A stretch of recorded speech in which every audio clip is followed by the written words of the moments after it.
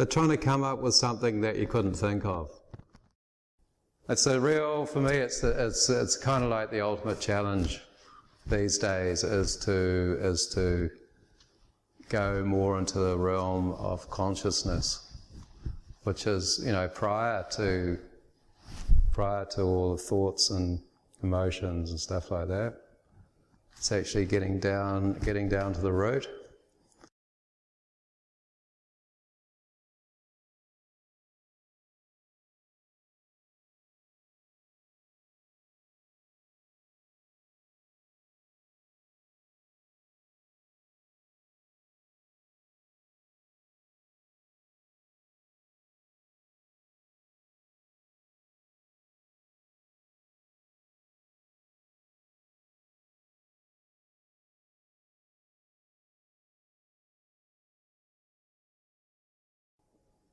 So the sculptures are kind of like artifacts of that process. And so that's why they kind of look like they do.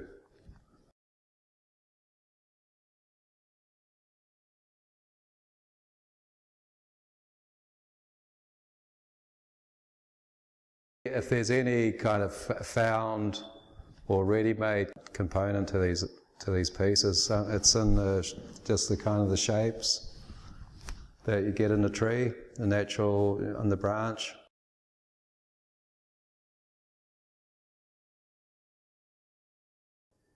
So that's the master key to understanding these.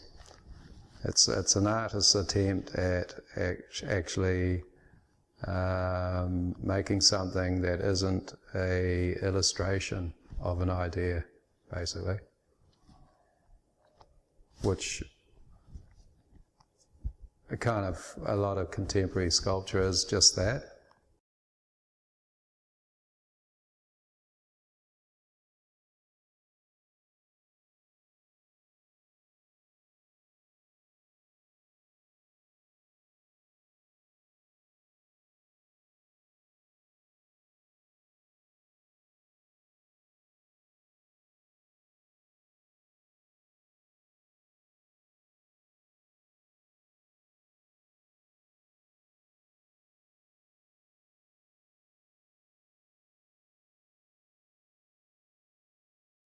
You know, usually with a piece of art, you have to have something that everyone can relate to. You know, like it's a picture of something or something like that. There's something that, you know, the artist hangs it on. But it's kind of interesting to when you actually don't have anything to hang it on. You know, so you're really out there and kind of just in your own little world, really. But it's it's sort of a free place. See that one through there, Mate, you know, which is Maori for death.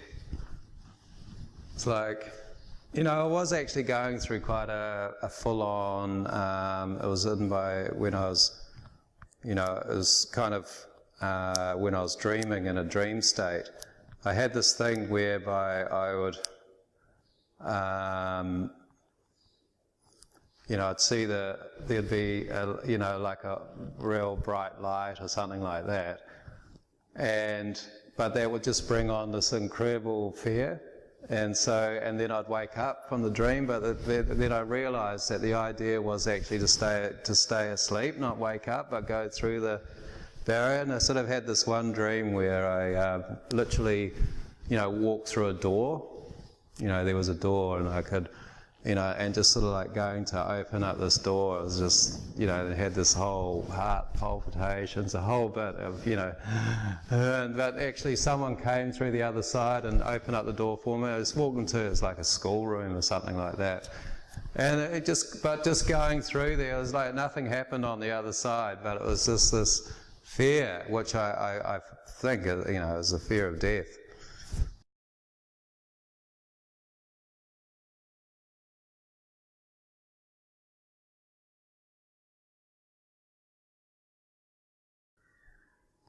But, you know, this one here, this is actually just the shape of the tree. you know, this is what the branch was shaped like.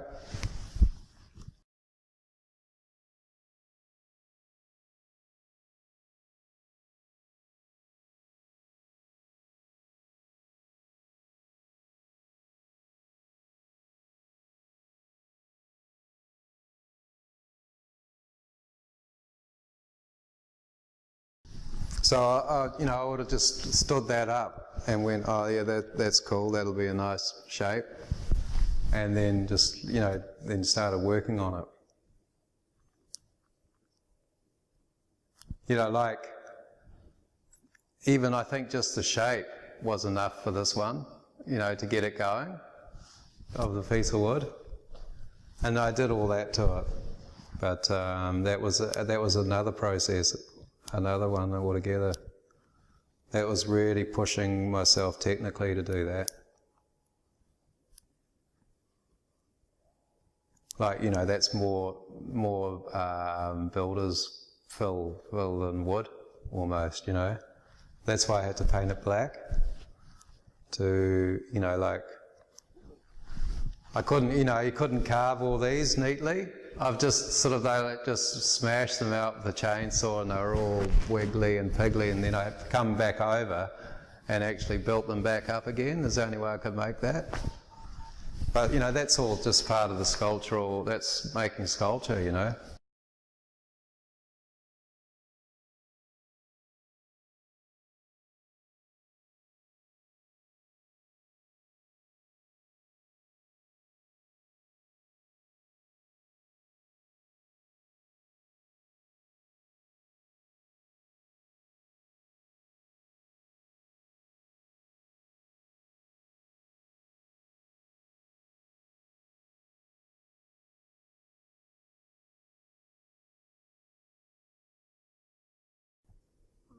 Yeah, the one tool that I do use is the actual traditional carving tools, and I think that makes a difference because I kind of finish them all with that, so it has got like that chiseled finish.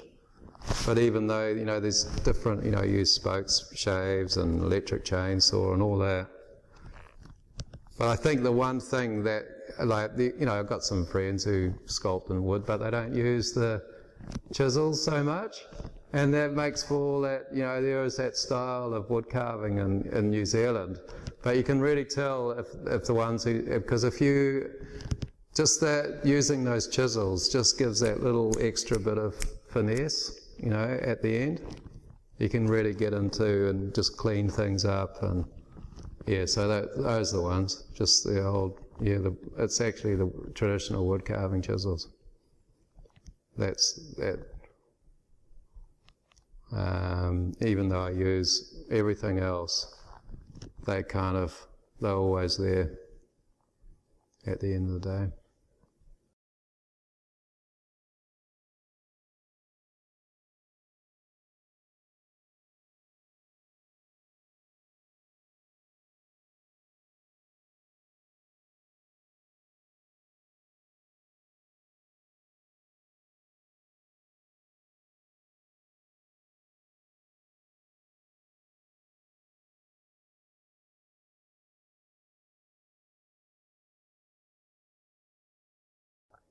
I haven't just got some program which I'm constantly repeating. The only thing that I did repeat in these would be, it's the idea of making a kind of, a twist in the work to start with, and which is just a purely formal sculptural idea. And then everything kind of develops from that.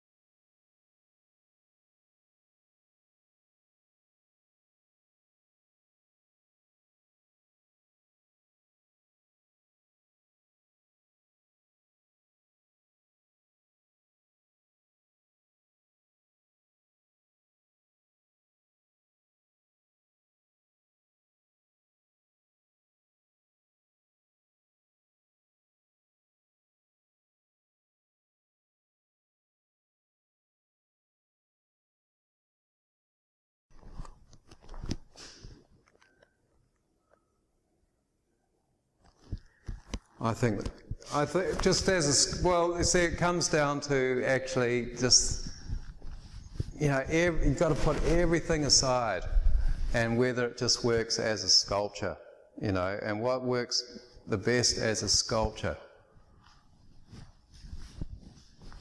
I always think this one, Mate, because it's just really strong and quite compact. I like that one too.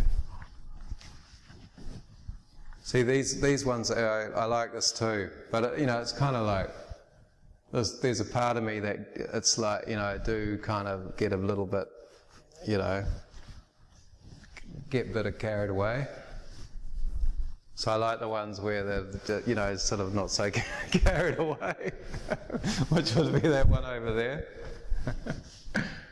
But I'm like, it's not getting carried away, it's just like, shit, that's all I can do with this piece of wood, you know, just to remove most of it. That's why, you know, I actually started that when I was like just really young. I found that the only way that I could make my carvings not look like anyone else's was to keep kind of, you know, chopping bits off until that's why they sort of like clearing away, constantly clearing away anything that might look like something else.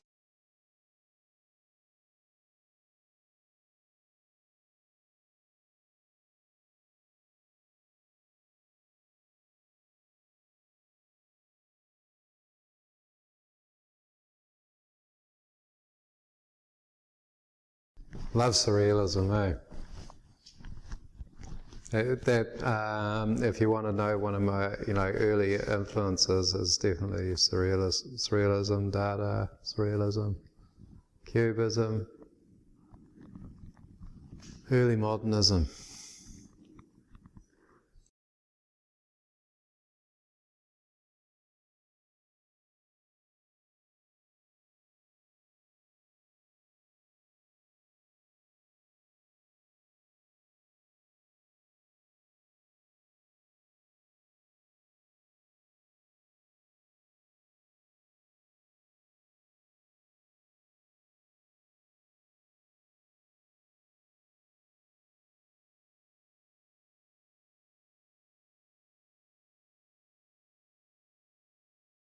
It's like, you know, the other sculptor that I was really big on was Brancusi. And, you know, he's got, you know, those endless columns from 1915 or something out of oak. They're really old now and split, but they're just beautiful, you know. They just sort of retain something. You know, it works on quite a different few levels there. He was like, it was a radical sculpture to make in 1912 or whatever. Just that, you know, endless column. And, but you know, that was like a game changer, really. That was, his stuff that influenced so many sculptors, you know, after that. And it's definitely, you know, I worked through those endless columns.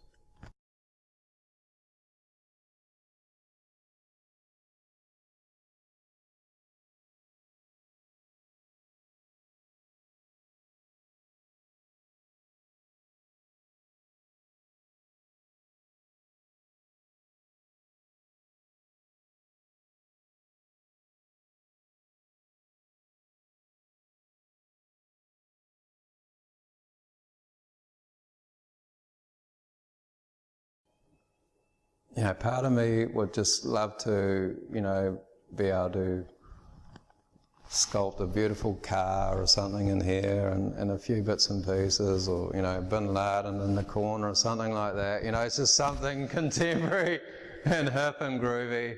You know, but, you know, some young, you know, British artist thing or something, but sort of made a decision not to. And I get reinforcement when I go and see some Aboriginal art. Every so often I see some work where I feel like that's the kind of headspace that I want to be in, you know, and you can tell that the artist is quite you know, is an enlightened person, and that just sort of comes through their work.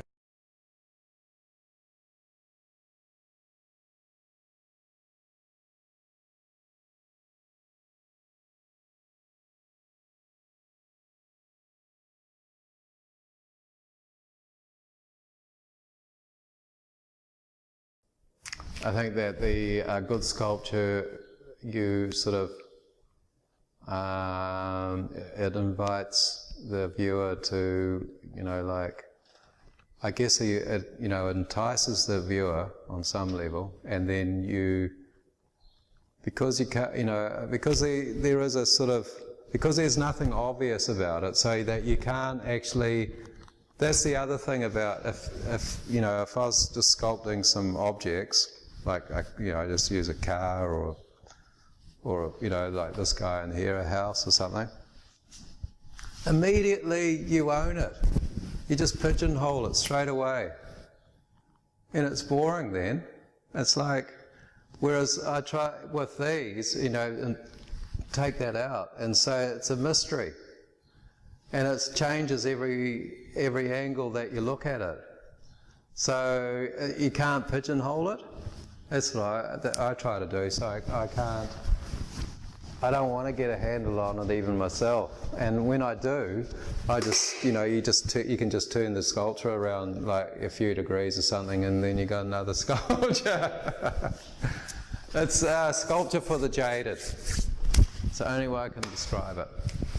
As I'm really jaded, and I just like things that are visually intriguing and a bit mysterious, and and if I feel like an audience can be bothered to kind of follow in my footsteps, if you like, you know, and I always like work where you say to yourself, shit, how do they do that? You know, I like that too. You know, like, fuck, how do you do that? And that's how you can even have a relationship with any work of art, is when you start to try to work out how the artist did it, and the next thing you know, you're finding yourself liking something. You know what I mean?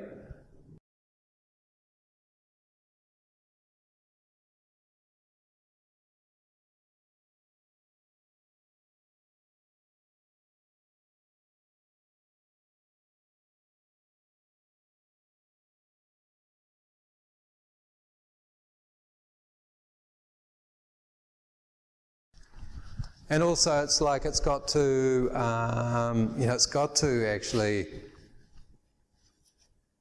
it's just got to have that feeling of being sort of appropriate for the times, eh? But you know, these times now, everything's going. But I guess that's the other thing too that I actually consciously was thinking about, was about, you know, at the moment it's all about irony and creating kind of anxiety in the viewer, and boredom, anxiety, irony, all these really quite negative, depressed kind of emotions, fear, bemusement,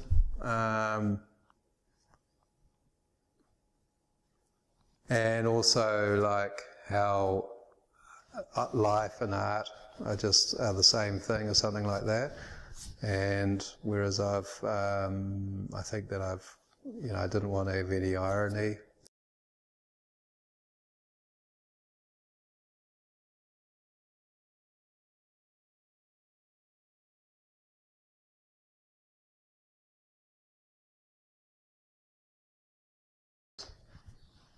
I just want to take it higher, that's all. I want to take it deeper and higher, out of depicting these everyday bloody objects, I guess. That's the bottom line.